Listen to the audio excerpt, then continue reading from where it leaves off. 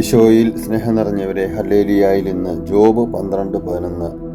നാവ് ഭക്ഷണത്തിൻ്റെ സ്വാദ് പരിശോധിക്കുന്നത് പോലെ ചെവി വാക്കുകളെ പരിശോധിക്കുകയില്ലേ?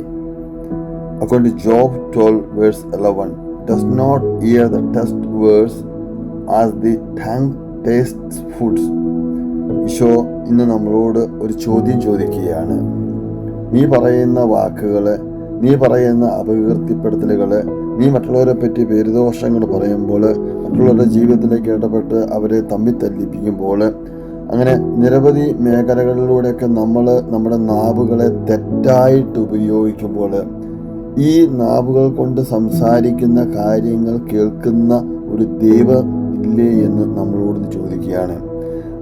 ദൈവത്തിൻ്റെ ചെവിയിലൂടെ, ദൈവത്തിൻ്റെ പരിശോധനയിലൂടെ ദൈവം ഇവ കേട്ട് പരിശോധിക്കുന്ന ഒരു ദൈവമുണ്ട് എന്ന് നമ്മളോട് ഇന്ന് ഈശോ പറഞ്ഞു തരുന്നു.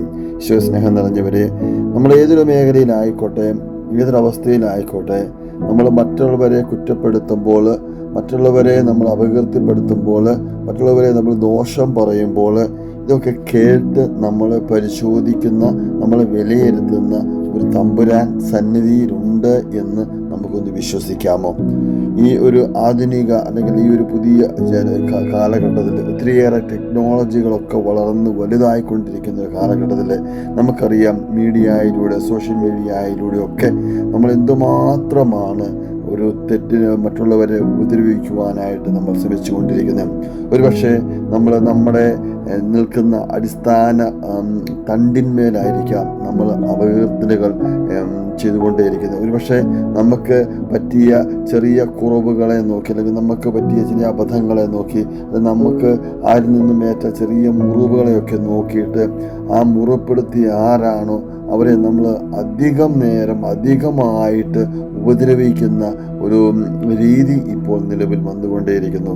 അത് ആരാണെന്ന് നമുക്ക് വേർതിരിയാതെ, ഒരുപക്ഷെ ഒരു അബദ്ധത്തിൽ സംഭവിച്ച കാര്യമായിരിക്കാം, ഒരുപക്ഷെ അറിയാതെ സംഭവിച്ച കാര്യമായിരിക്കാം, ഒരുപക്ഷെ ആരെങ്കിലും അറിഞ്ഞുകൊണ്ട് മനഃപൂർവ്വം നമ്മളെ പെടുത്തിയതായിരിക്കാം.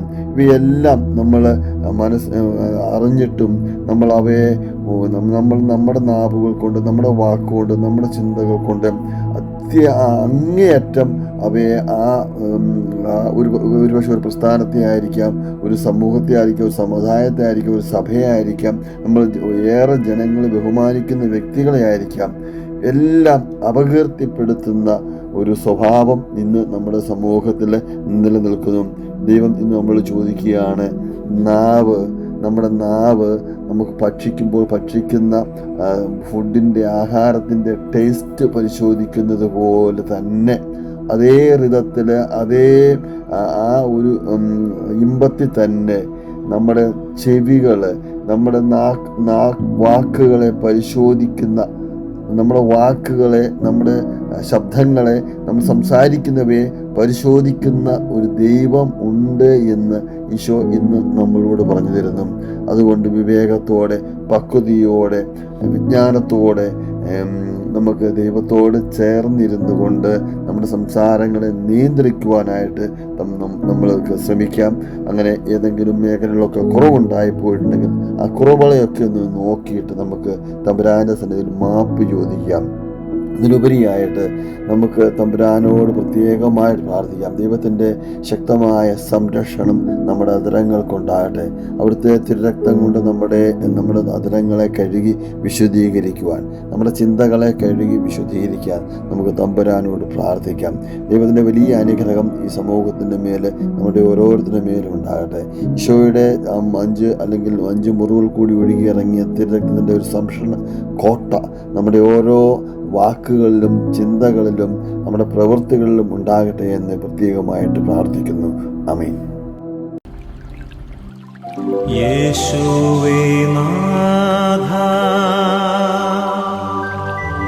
അങ്ങയെ ഞാൻ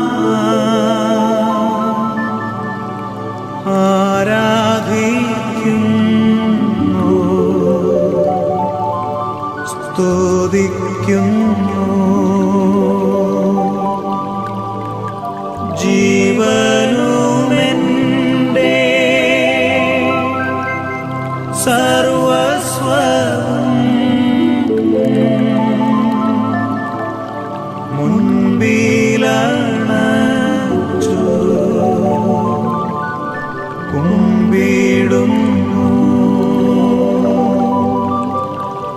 ജീവനോ